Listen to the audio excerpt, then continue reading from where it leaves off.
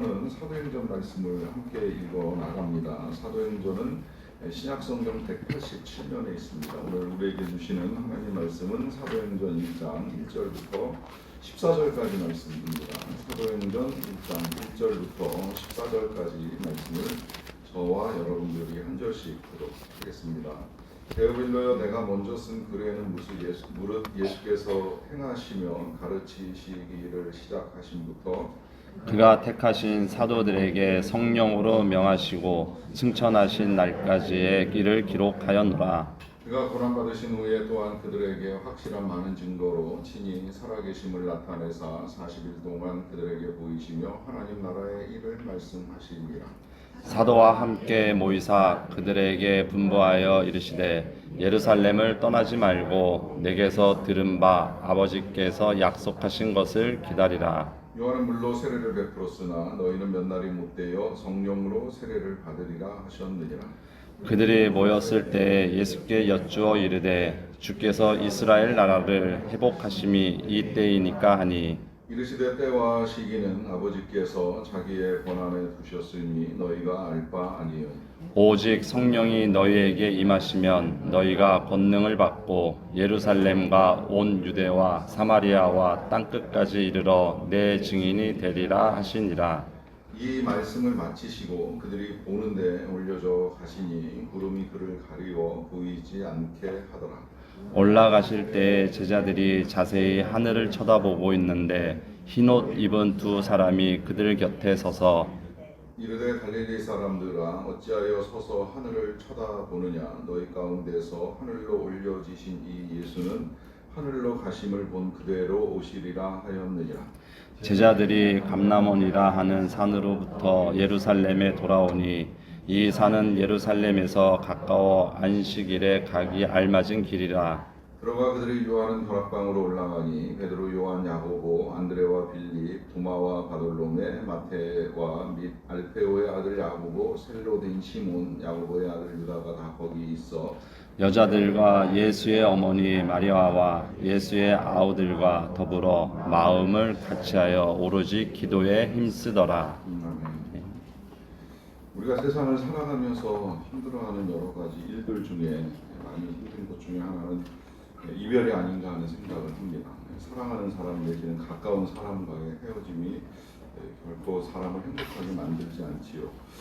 죽음이 사람을 힘들게 하는 이유도 여기에 있지 아니한가 하는 생각을 합니다. 사랑하는 사람 이별인데 그 이별이 적어도 이 땅에서는 이제 영영 볼 수 없는 이별이기 때문에 우리가 소망 가운데 살아가는 그리스도인이라고 하더라도 그 이별을 고통스럽게 생각을 합니다. 특히 그 관계에 있어서 이제 아주 깊이 사랑하거나 혹은 믿고 의지하는 사람과의 이별이라고 하면 굉장히 큰 고통이 될 수 있다고 생각을 하는데요. 이와 같은 이별이 반복적으로 찾아온다라고 하면 그 고통은 더 크지 않을까 하는 생각을 한 번쯤은 해보게 됩니다. 이런 생각을 하는 것은 제자들이 예수님과의 이별이 두 번 크게 이제 경험을 하게 되는데 그것은 십자가의 죽음으로 말미암는 이별이고 또 하나는 이제 오늘 본문에 나타나는 이별이라고 할 수 있습니다. 이 십자가의 죽음을 통한 예수님과의 이별을 겪을 때만 해도 제자들은 큰 충격을 받았겠지요. 믿고 따르던 예수님이 어느 날 갑자기 붙잡히시고 재판받으시고 또 즉각적으로 이제 처형을 당하는 일을 겪다 보니까 그들은 무서워서도 도망을 가지만 허탈감 속에서 굉장히 고통스러워했을 것이라고 생각을 합니다.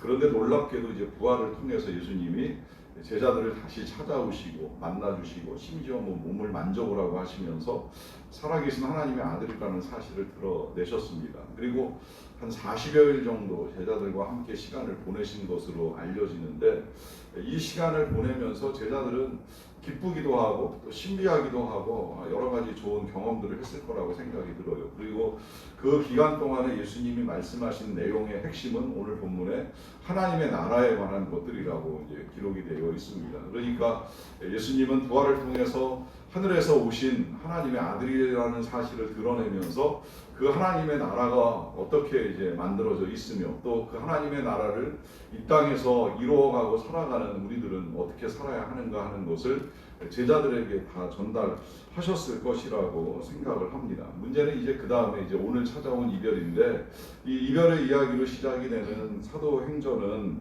저자가 누가라고 하는 사실을 어제도 제가 말씀을 드렸고요.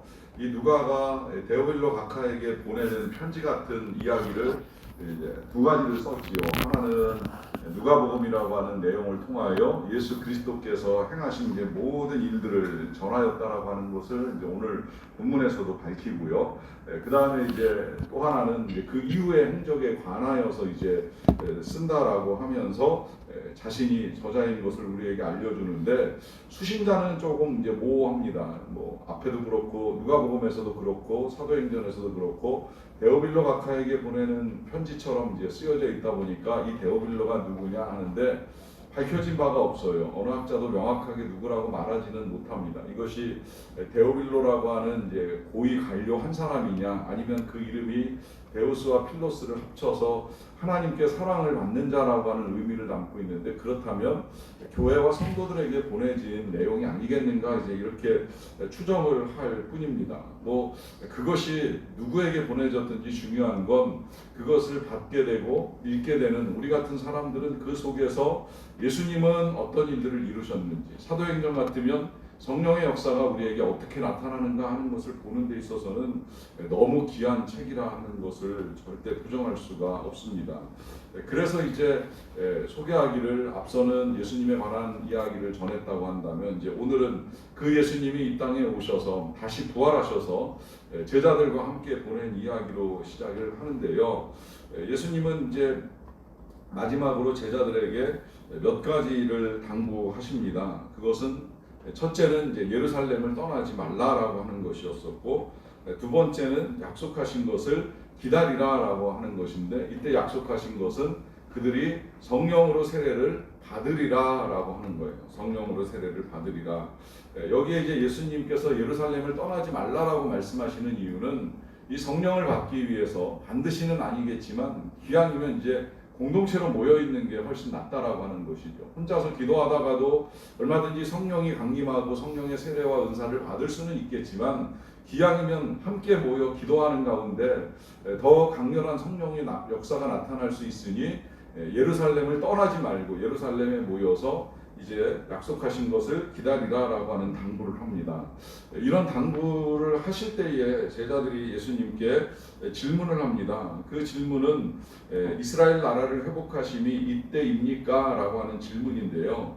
이 질문은 여전히 이제 제자들의 관심을 반영하고 있는 거예요. 그거 관심은 다른 것이 아니라 이스라엘이 로마로부터 독립하고 이제 온전한 자유국가로 회복되는 때가 이때냐라고 하는 질문인데요.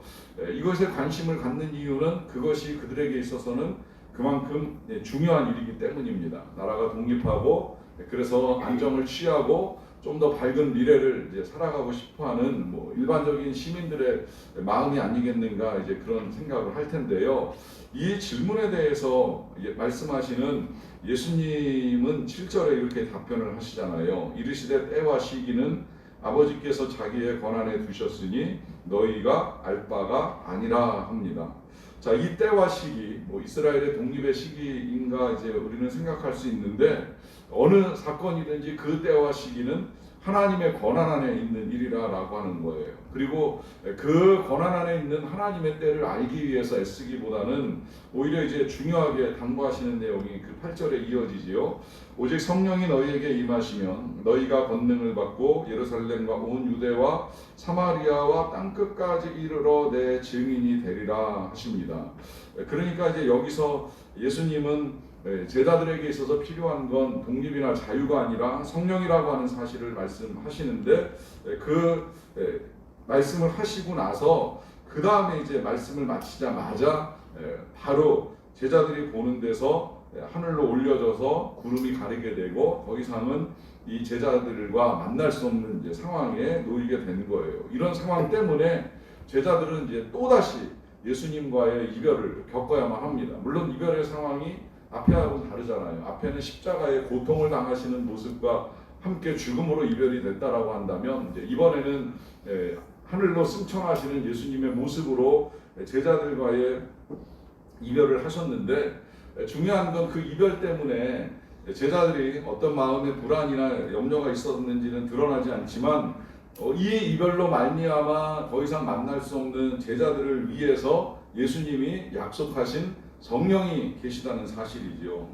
자, 이 성령이 제자들에게 임하면 권능을 받겠다고 말씀을 하시고, 그 권능의 이유는 그 제자들이 증인이 되어서 살아가는 삶의 능력을 더하는 것입니다.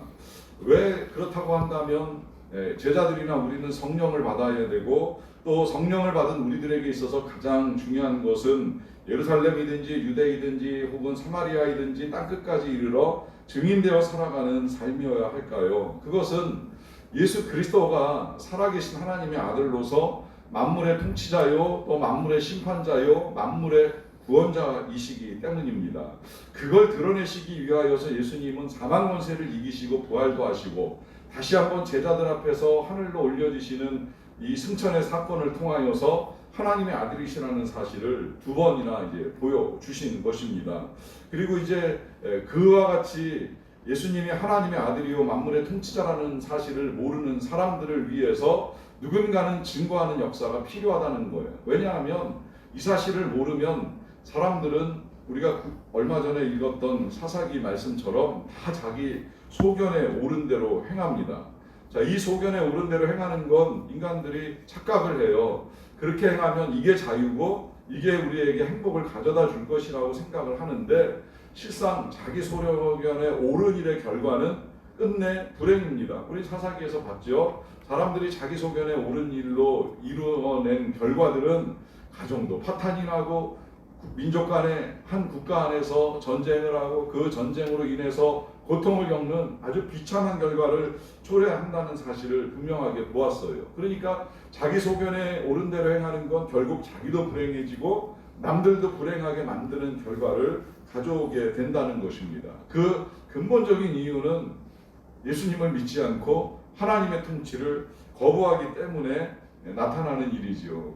그렇다고 한다면 그 예수 그리스도는 이제 분명히 사람들의 눈앞에서 그 통치를 드러내셔야 하는데, 그 예수님은 하늘로 몸을 숨기셨어요. 그리고 이제 성령을 약속하셨습니다. 왜 그런지 이유는 분명하지요. 예수님은 우리와 똑같이 몸을 가지고 계신 한 시간과 공간의 제약을 받으실 수밖에 없는 거예요. 그러다 보니까 이 땅에서의 시간도 33년으로 제한되셨고, 공간도 갈릴리와 예루살렘이라고 하는 지역으로 한정돼서 사역을 하실 수밖에 없으셨어요.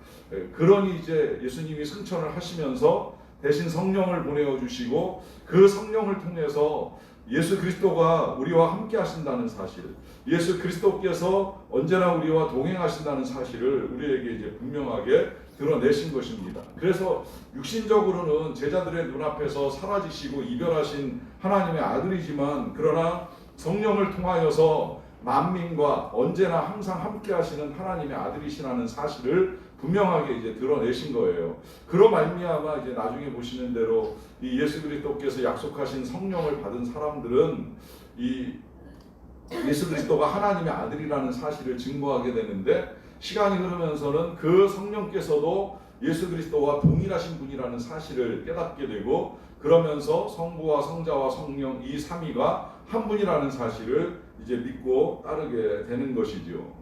문제는 이 성부, 성자, 성령이 삼위일체라는 사실뿐만이 아니라 예수 그리스도께서 하나님의 아들이시고, 또 더 나아가서 성령이 우리 안에 강림하셔서 언제나 우리와 함께 하신다는 이 귀한 사실을 알 수 있는 길은 하나밖에 없습니다. 그것은 예수님의 말씀을 믿고 기도하면서 기다리는 거예요. 그러는 가운데 성령의 역사가 나타나게 되고, 성령의 역사가 나타나게 되면 그 다음부터 오늘 예수님 말씀 그대로 권능을 갖게 됩니다. 이 권능은 죄악을 이기는 권능이고 사탄을 이기는 권능이고 우리의 불안과 염려를 이기는 권능이에요. 그래서 이제 그런 모든 것들을 이긴 제자들이 어떠한 능력을 가지고 살아가는가 하는 것을 보는 것이 바로 이 사도행전의 내용이 아니겠습니까? 그러하기에 이것을 읽어나가면서 오늘 우리도 해야 될 일은 분명합니다. 마지막 절에 제자들이 우리에게 보여준 것처럼 오로지 기도하기에 힘쓰는 것입니다. 기도를 강조할 수밖에 없는 이유는 바로 여기에 들어있는 것인데요.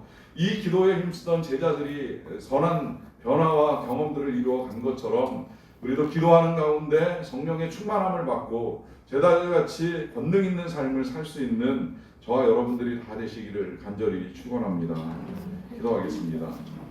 하나님 아버지 감사합니다. 우리를 위하여 예수님 보내주셔서 십자가의 죽으심과 부활을 통하여 우리를 구원하신 놀라운 일들로 말미암아 진심으로 감사드립니다. 여기에 더하여 이제 그 사실을 믿고 또 전하는 증인으로서 살아갈 수 있도록 우리에게 성령을 보내주셔서 감사드리옵나이다. 성령의 권능을 힘입을 때에 우리가 죄를 이기고 유혹을 이기고 시험을 이기고 사탄을 이기고 또 더 나아가 이 세상의 불안과 염려, 근심, 걱정, 미움, 다툼을 능히 이기는 하나님의 백성들로 살아가게 되는 줄로 믿사옵나이다. 하옵나니 오늘도 기다리며 기도하는 모든 주의 백성들에게 주의 성령이여 강림하여 주시옵소서. 성령이여 역사하여 주시옵소서. 성령이여 충만하게 하여 주시옵소서. 주의 성령으로 충만하여서 애통하고 회개하는 마음으로 죄를 씻어내고 이제는 구하고 간구하는 마음으로 성령의 능력을 힘입어서 우리가 이 세상을 살아나가는 동안에 어떠한 일들에 의하여서도 흔들리거나 요동하지 아니하는 삶을 살 수 있게 되기를 간절히 원합니다. 하나님, 우리가 정말 하나님의 백성들로 이 땅에서 부르심을 받았는데 나약하게 세상을 감당하지 못하여 쩔쩔매는 연약한 인생들이 되지 않게 하여 주시고 오히려 세상이 감당치 못하는 강건한 믿음을 가지고 씩씩하게 한 걸음 한 걸음 발걸음을 내디디며 그리스도의 병사된 자로 살아가는 자들이 되게 하여 주시옵소서. 이 믿음을 가지고 살아가는 자들에게 의의 멸류관을 허락하여 주시겠다라고 약속하여 주셨사오니 그날에 우리 주 예수 그리스도를 만나서 그 의의 멸류관을 받게 되는 그날까지